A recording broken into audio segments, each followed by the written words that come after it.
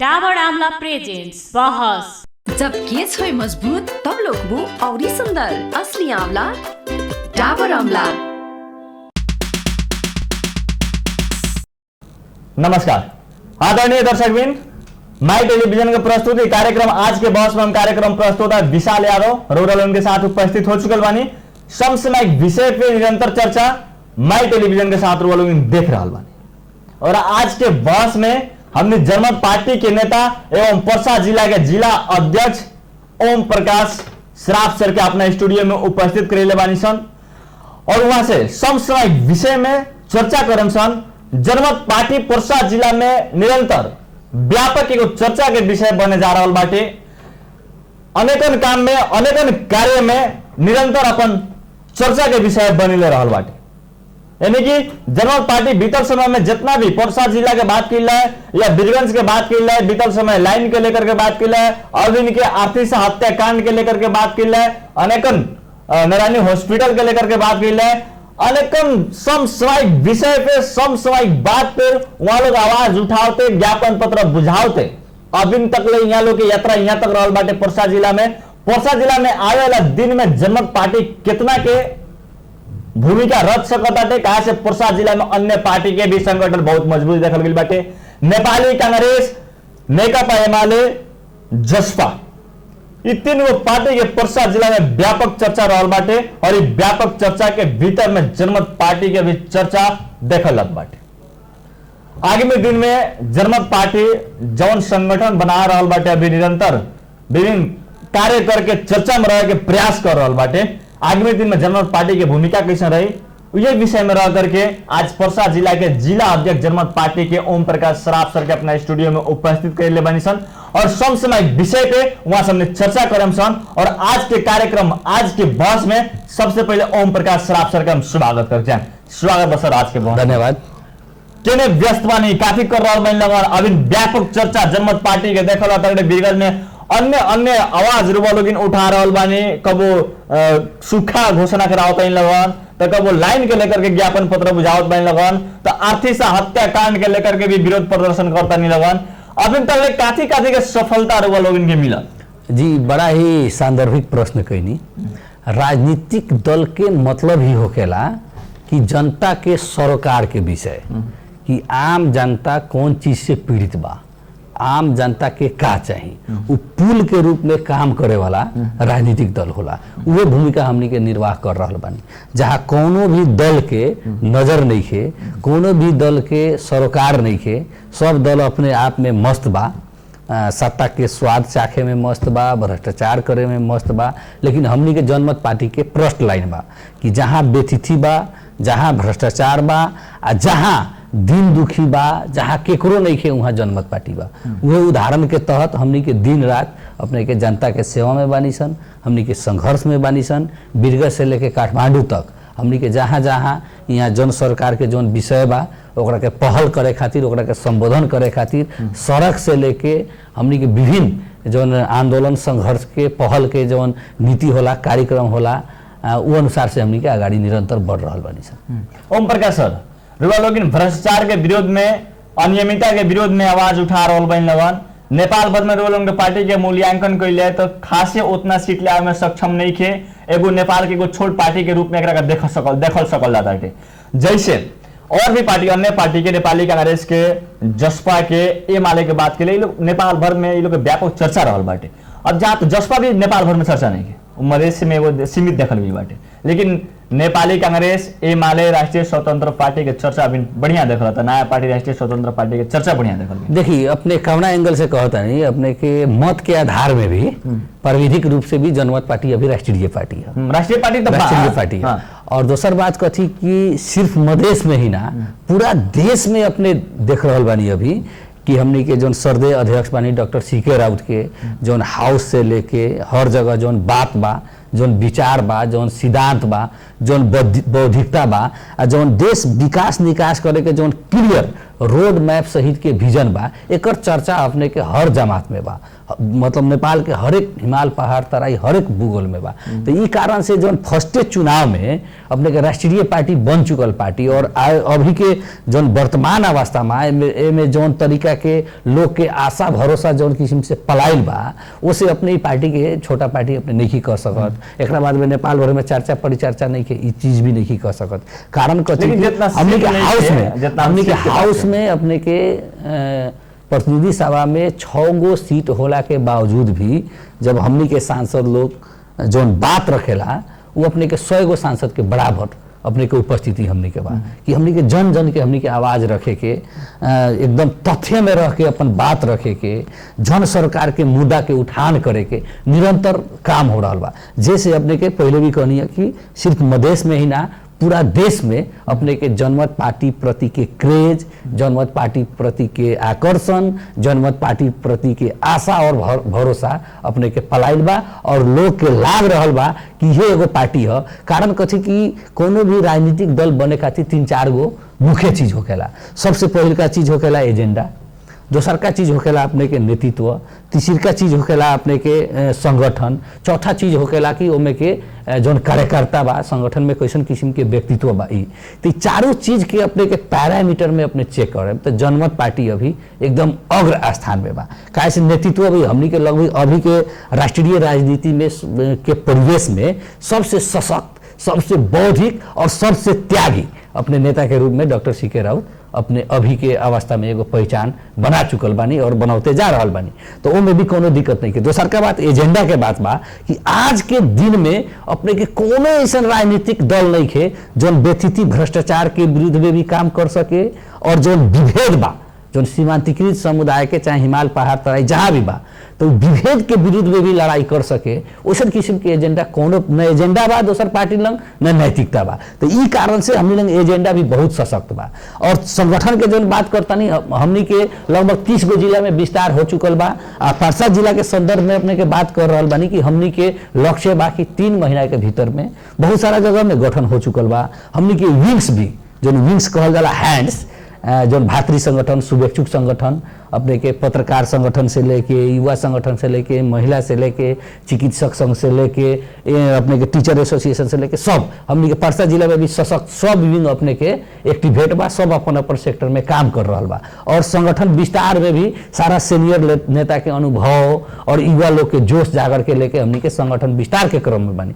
और आने वाला 3 महीना के भीतर में हमने के 112 वार्ड में हमने के गठन और पुनर्गठन करके 112 वार्ड में हमनी के चुस्त दुरुस्त हमनी के संगठन बनावे के हमनी के लक्ष्य के साथ आगाड़ी बढ़ रहा बानी। तो ई कारण से परसा जिला में भी अपने पहले कहनी है कि जौन तरीका से हमनी काम से अपन पहचान बनैनी है। जैसे कि सबसे पहले जौन अभी एकदम सूखा हो गई रहे, बरसात के कमी हो गई रहे, खाने पानी के एकदम अवस्था दयनीय रहे, तो बिरगज से लेकर काठमांडू तक हमनी के आंदोलन कैनी।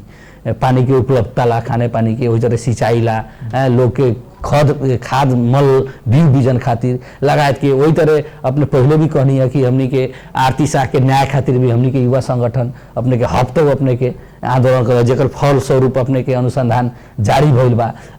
ये कारण से कथी बा कि जहाँ समस्या बा उस जगह हमनी के एकदम तदारुकता के साथ हमनी के कर्म से हमनी के पहचान बना रहल बानी सन। और पहिलका अपने चुनाव के अपने के गणित देखम तो परसा जिला के अवस्था जनमत पार्टी के वास्तव में वैसन संतोषजनक ना रहे कि अभी तक एको कोनो वार्ड सदस्य तक जीतल अवस्था नहीं है। लेकिन आज देखें तो हर जगह अपने के जनमत पार्टी के चर्चा परिचर्चा बा, जिसमें हमारे ग्रास रूट के कार्यकर्ता से लेके सीनियर नेता से लेके भातृ संगठन के सबके महत्वपूर्ण भूमिका बा। आ सबके साथ लेके हमनी के जबरदस्त तरीका से हमनी के संगठन बनाएम सन। हमनी के 4 गो मूल मंत्र बा।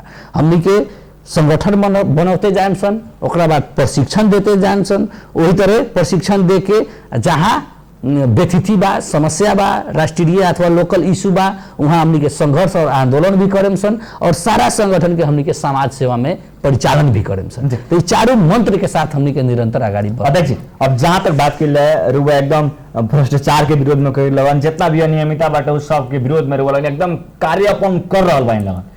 लेकिन यहाँ काफी लोगत बाटे जे पावर में बाटे ओकर कार्य जल्दी से, ओकर ज्ञापन पत्र जल्दी से, ओकर हर कार्य जल्दी से सुनवाई होखेला। जौन आदमी उतना पावर में नहीं देखला तो राजनीतिक में जैसे अभी नेपाल भर के बात के लिए व्यापक चर्चा में रहल नेपाली कांग्रेस नेकपा एमाले, अगर पार्टी के लोग अगर एकवत्ता हो गया कोनो ऐसा चीज के ज्ञापन पत्र बुझावत बोलो तो कुछ संभावना रहल। लेकिन अन्य पार्टी के लोग ज्ञापन पत्र पर ज्ञापन पत्र बुझाते रहे लोग, अगर कुछ भी निचोड़ ना वाला अइबो कर तो बड़ी लेट से आवेला तिले आधा कहानी खत्म हो जाए। कारण का बड़ा बढ़िया संदर्भ अपने उठैनी। हमनी के मूल एजेंडा ही है सामुदायिक स्वराज अर्थात सामुदायिक समाजवाद।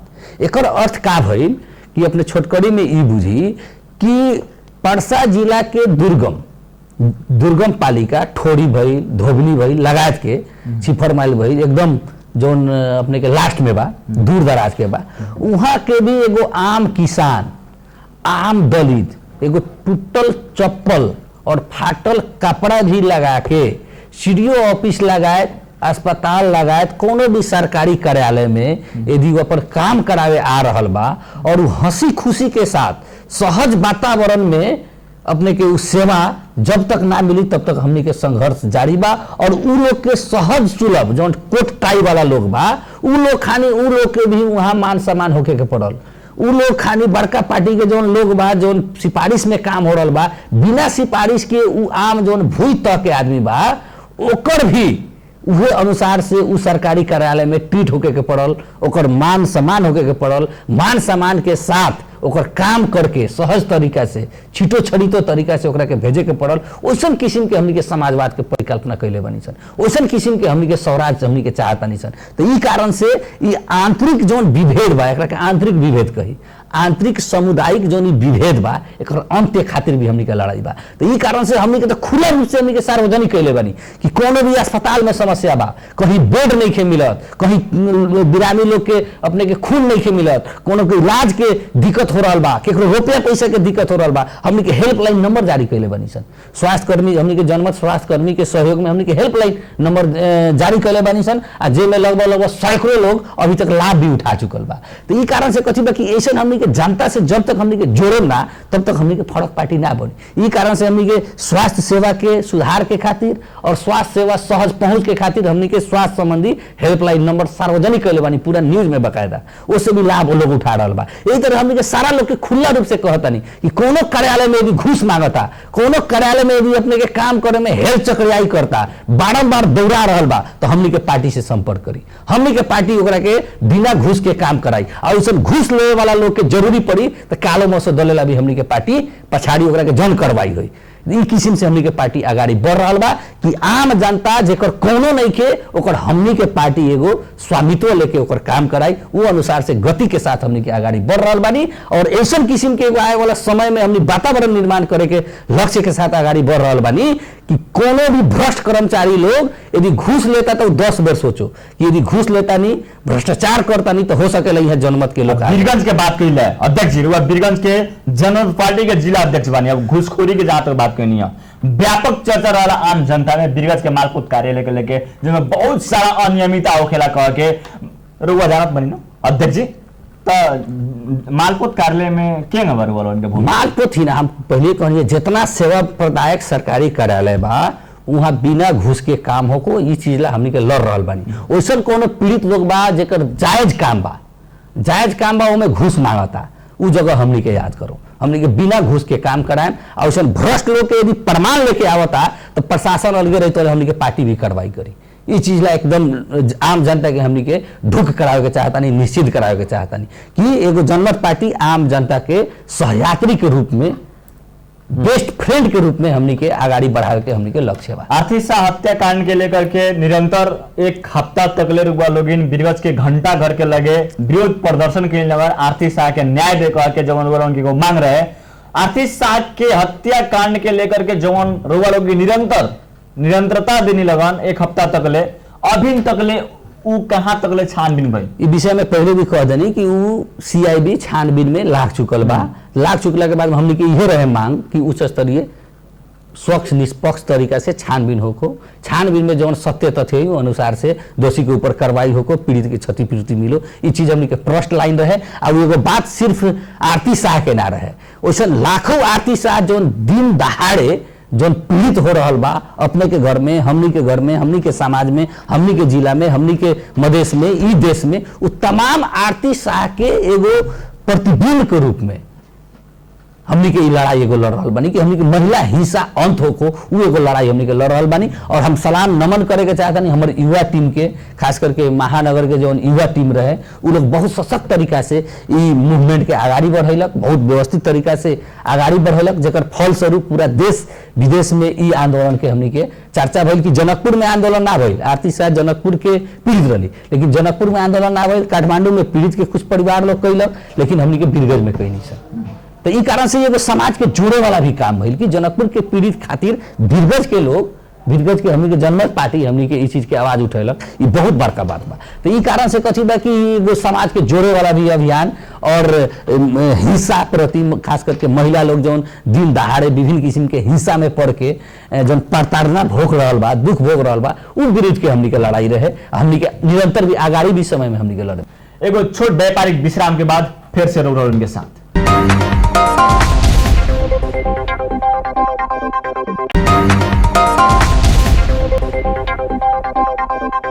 जब केस होय मजबूत तब लोकबू औरी सुंदर। असली आंवला डाबर आंवला। दादा बाहिर भाइरस छ। नडराऊ, मात्र पम्प रब छु गर्देऊ भाइरसलाई। पम्प रब छु हो, लाइफ बोय ह्यान्ड वाशले मार्छ 99.9% भाइरसेस। त्यसैले पम्प रब छु संसारकै number 1 selling germ protection soap brand. Glow अन America pink glow cream Parachute एडभान्सका निर्माताहरूबाट चम्किलो पिङ्क स्किनका लागि। अमेरिकन स्किन टेक्नोलोजीका साथ ग्लो अन अमेरिका। यसमा छ ग्लो बुस्टर र भिटामिन। ग्लो अन अमेरिका पिङ्क ग्लो क्रिम। तपाईको कपालमा कसको हुकुम चल्छ? स्प्लिट एन्ड्सको जेट या हेयर फलको फैसला? कपालको समस्याहरूले तपाईको हेयर स्टाइलको निर्णय नगरोस्। हेयर प्रब्लम्स मतलब हेयर ड्यामेज। डभको 1/4 मोइस्चराइजिङ मिल्क र केराटिन एक्टिभ्सले कपाललाई भित्रैदेखि रिपेयर गर्छ। अब सुन्दर लहलहाउँदो कपाल जसमा चल्छ केवल तपाईको मर्जी। डभ।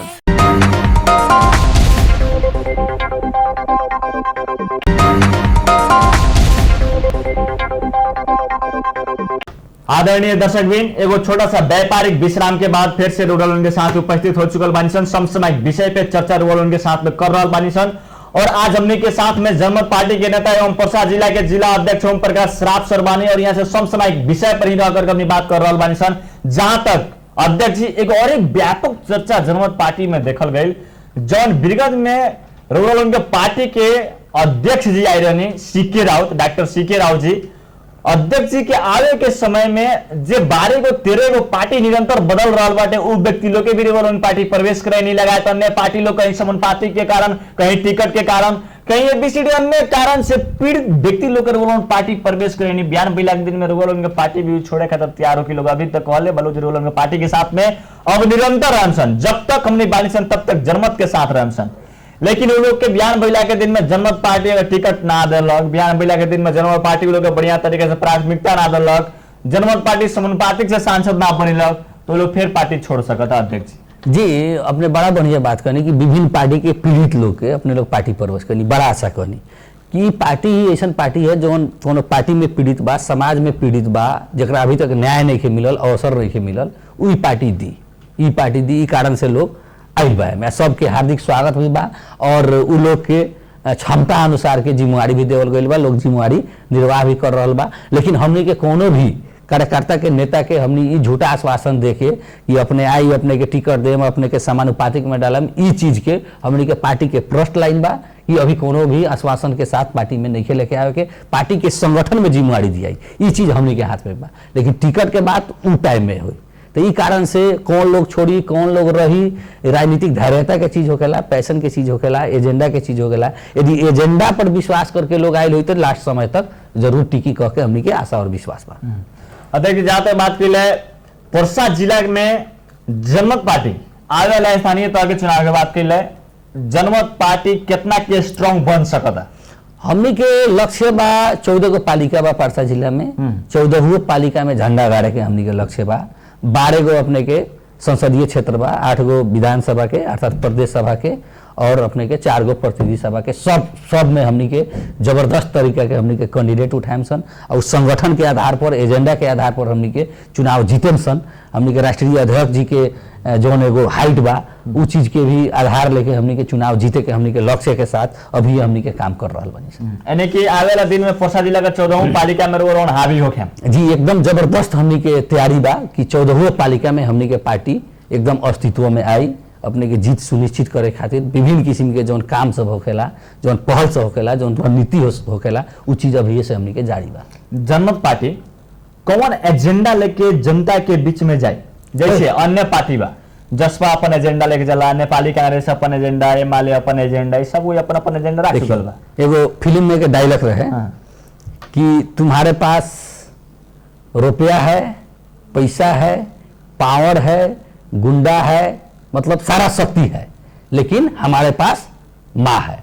तो वही तरह उ लोग सारा शक्ति बा, लेकिन हमनी के पास जो एजेंडा के बात करी है, हमनी के पास ही एजेंडा बा और हमनी के पास ही नेतृत्व बा। वो एजेंडा जो पहले कहनी है बेथिति भ्रष्टाचार के विरुद्ध के और विभेद विरुद्ध के और सुशासन कायम करे खातिर और सामुदायिक स्वराज स्थापित करे खातिर ये एजेंडा कोनो पार्टी के पास नहीं है। अब पहले कहनी है कि आम भूमि तह के एगो आम दलित दोन समुदाय के भी जरा गोर में चप्पल ना होको, पहले ये कहनी है देह में कपड़ा ना होको, वो भी यदि सरकारी कार्यालय में जाता, वो भी यदि वाड़ा कार्यालय में जाता, वो भी कहीं अस्पताल में जाता, कहीं पढ़ाई करे जाता, तो वहाँ कोनो किस्म के विभेद ना होको, कोनो किस्म के भेदभाव ना होको, ओकरा मुस्कान सहित के स्वस्थ समान सेवा ओकरा मिलो, उ चीज के सपना हमनी के पार्टी के बा। तो ई कारण से एजेंडा तो हमनी के पास बा। तो एजेंडा और नेतृत्व और संगठन ये तीनों चारों चीज के मिश्रण करके हमनी के पार्टी आए वाला समय में स्थापित हुई। परसा जिला में भी हर एक पालिका हर एक क्षेत्र में अपने के एकदम बुलंदी के साथ एकदम स्थापित हुई करके आशा और विश्वास में। जैसे बीतल समय में रुआ भी एगो स्वतंत्र चुनाव लड़ रहे, चुनाव के माहौल तो रुआ बुझ ही बानी। चुनाव में अन्य पार्टी के लगे व्यापक चर्चा रहा, जनता में जो नेपाली कांग्रेस के लगे हमारे के लगे बहुत पैसा बका के चर्चा रहा, व्यापक चर्चा। जनमत पार्टी के लगे पैसा में बयान दिन में पर्सा जिला का 14वीं पालिका कवर कर सकता। पहले कहनी है कि उ लोग रुपया बा, पैसा बा, सत्ता के पावर बा, ताकत बा, इतना दिन से जड़ा गाड़ल संगठन बा, लेकिन हमनी के पास नेतृत्व और एजेंडा बा और आए वाला समय में बनाए वाला हमनी के बनल संगठन रही। तो ई कारण से हमनी के नया एजेंडा के साथ हमनी के पछाड़े में कह के और आए वाला समय में लोग जागरूक भी हुई, ऐसा लोग दारू मासू छोटा छोटा आश्वासन में भी लोग ना फंसी। तो ई कारण से हमनी के असल नागरिक बनाए, जनता में परिवर्तन हुई, जन जागरण अभियान हमनी के जब संगठन हमनी के निर्माण हुई, हमनी के जन जागरण अभियान चली, गांव गांव में लोग के जगावे के काम हुई कि आज तक ले ई दल लोग अपने लोग लोग जागीर एक दिन सुध जाम ना जागते रहे के पड़ी और हमरा अपने लगायत लाखों सिक्योराउट गांव गांव में पैदा करे के पड़ी, लाखों अपने के जनमत पार्टी में लोग के जोड़े के पड़ी और एगो समाज के देश के सच्चा पहरेदार के रूप में हमनी के काम करे के पड़ी, तब हमनी के समाज बाँची। तो हमनी के समाज अपने के आर्थिक रूप में, सामाजिक रूप में, राजनीतिक रूप में एकदम जर्जर हो चुकल बा। ई जर्जर अवस्था में के हमनी के उदार करे के पड़ी, हमनी के चारों तरफ से बचावे के पड़ी और कवच के रूप में, रक्षा कवच के रूप में जनमत पार्टी आयल बा। एकरा के सब लोग के एकरा के स्वीकार करही के पड़ी। अब जहाँ तक बात के लिए बीरगंज महानगर पालिका कहीं रह करके बीरगंज महानगर पालिका में दिन सीलबंदी हो रहा बाटे, इस सब विषय में रह करके जनमत पार्टी के थाव नहीं कर सीलबंदी हो जाता है। देखिए भ्रष्टाचारी पर आवाज उठा वाला पार्टी कहाँ रहता है, कैंपस में सीलबंदी हो रहा बा, नितांत अपने के महानगर पालिका और कैंपस के सरकार के विषय जिसमें हमनी के भी इंटरेस्ट के विषय बा कि वास्तव में का हो रहा बा। यदि एकदम ही अवैध बा, ओकर पूर्वाधारे नहीं खे, पढ़ावेला मास्टरे नहीं खे, रखेला विद्यार्थी सबके कक्षा कोठा ही नहीं खे, तो ऐसा ना चले के चाहिए। लेकिन देखी टाइमिंग बहुत गलत हो रहा बा। ई कम से कम अभी तो लोग के एडमिशन हो चुकल बा 11 में, तो अभी तो एडमिशन अपने के हजारों विद्यार्थी के हो चुकल बा। अभी जाके सीलबंदी करे के मतलब अपने जौन कॉलेज में अपने बंद करतनी ओकर विद्यार्थी तो अल्पत्र हो गई। तो ये सब काम वेरिफिकेशन के काम जो नया एडमिशन रहे इसे पहले करे के चाहिए। तो टाइमिंग बहुत गलत बा, कहीं ना कहीं बहुत बड़का षड्यंत्र दिखाई दे रहा बा। और कॉलेज में तो हमारा नहीं बुझात कि कोनो वैसन किस्म के अवैध धंधा होती, आखिर में पढ़ाइए नहीं होला। तो कोनो सुनत नहीं वार्ड भी चेंज हो गई बा तो उसमें सीलबंदी लाग जाता। वार्ड चेंज हो गया से कथी फर्क पड़ गई, कोनो किस्म के तो बड़का क्राइम ना हो गई, उसे तो बड़का आतंकवादी तो पैदा नहीं हो, उसे तो विद्यार्थी पैदा हो, अब विद्यार्थी वो असल नागरिक पैदा हो। तो ये कारण से हर समय हमनी के सामाजिक जोन, अब वीरगंज महानगर पालिका के बात करें तो इतना बड़का भ्रष्टाचार कांड सब पड़ल बा अपने के, ट्रैक्टर कांड, तब तो जाके महानगर पालिका में तो अपने आप के ताला मारे के चाहिए नु।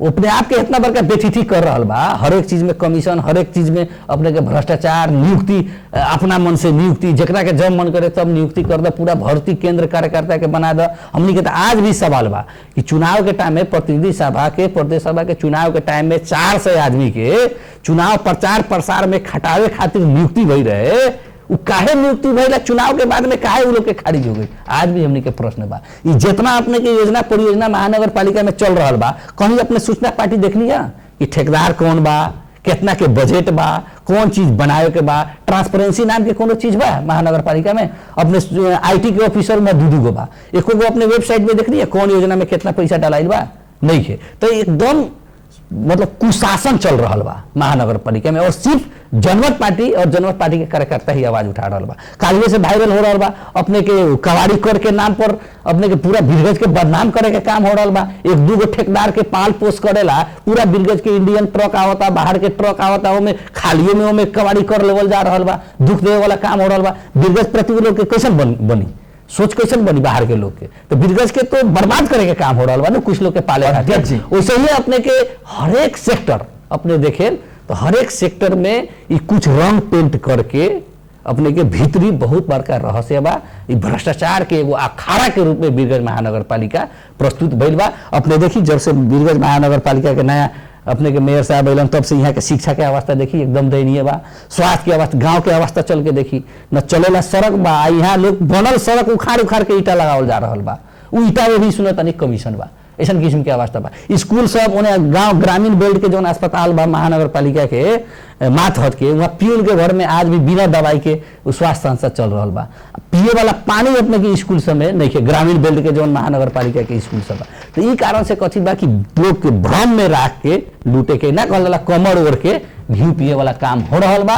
तो ये कारण से अपने के वीरगंज महानगर पालिका के काम से हमनी के पार्टी संतुष्ट नहीं है। भ्रष्टाचार विरोध जनमत पार्टी आवाजें उठाई, और भ्रष्टाचार के बात जिला अध्यक्ष जी कहत बानी, लेकिन ओकरा विरोध में आवाजें नहीं उठैले। ये भी एगो आंदोलन हनु, हमनी के कार्यकर्ता अपने देखी ना, सोशल मीडिया से लेके सड़क से लेके हर जगह हमनी के पार्टी आवाज उठावतन। बाकी तो सर्वदलीय भ्रष्टाचार हो रहा बा, सब मिली बाटी खाओ चल रहा बा। सर्वदलीय के बीच में तो और पार्टी पड़ सकत नहीं के पड़त, कहीं भी अपने के हमनी के पार्टी के कोनो किस्म के इन्वॉल्वमेंट अपने के दिखा दी। ऐसे भी हमनी के पार्टी के प्रतिनिधित्व नहीं है।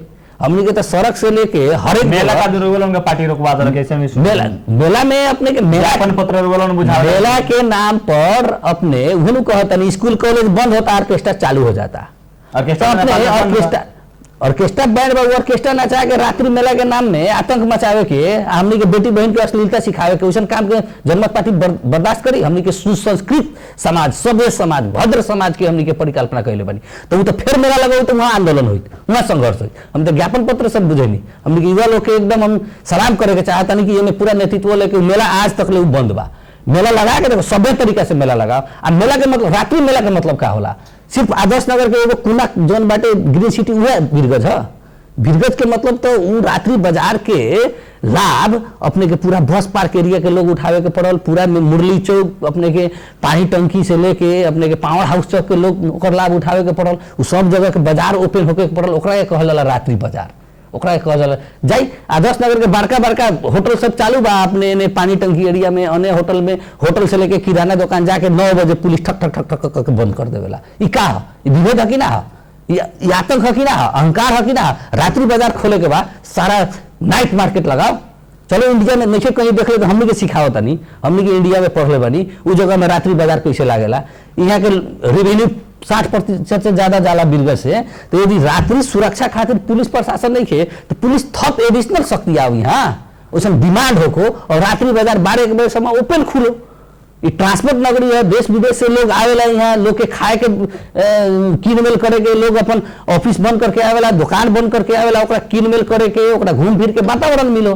तो ये रात्रि बाजार के नाम में बहुत कम बा। तो ये कारण से तमाम बात बा जेमे हमनी के बहुत अच्छा चीज में हमनी के सहमति बा, जहां बेथिथी बा वहां हमनी के असहमति बा। हमनी के संघर्ष के कार्यक्रम जारी रही। कार्यक्रम का अंत में पर्सा जिला के जनता के का कहे पारसा जिला के जनता के एकदम प्रश्न बा कि अभी तक के जितना राजनीतिक दल के अपने लोग टेस्ट कैनी तो उ लोग जैसे दवाई डेट एक्सपायर रहेला वही तरह डेट एक्सपायर दवाई बा।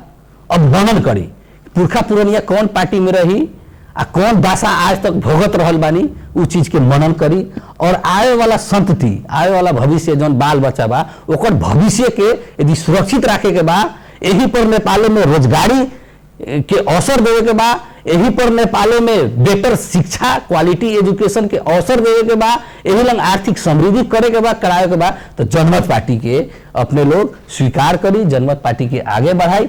जनमते पार्टी पूरा मधेश और देश के कल्याण कर सकेला आर्थिक सामाजिक रूपांतरण कर सकेला देश में स्थिरता ले जा सकेला। ई कारण से सबके आग्रह बा कि अपने लोग जनमत परिवार में अपने लोग आबद्ध हुई अपने लोग सब कोई जुड़ी हमनी के सब मिल के देश समाज निर्माण के महान अभियान में लागल जाओ। धन्यवाद अध्यक्ष जी। व्यस्त समय के बावजूद माई टेलीविजन का प्रस्तुति बहस में समय देने के खातिर छुटे चाह नमस्कार। अपने के भी नमस्कार दर्शक लोग के भी नमस्कार। आदरणीय दर्शक आज हमने समसामयिक विषय पे वीरगंज महानगर पालिका से लेकर के जनमत पार्टी के संगठन से लेकर के जनमत पार्टी अनेकन अनियमितता पर भ्रष्टाचार पर आवाज उठैले बाटे उस सब विषय पर रह करके हमने आज व्यापक चर्चा कैने सन। आदरणीय दर्शक आज के कार्यक्रम प्रस्तुता विशाल यादव विदा लेहन। नमस्कार।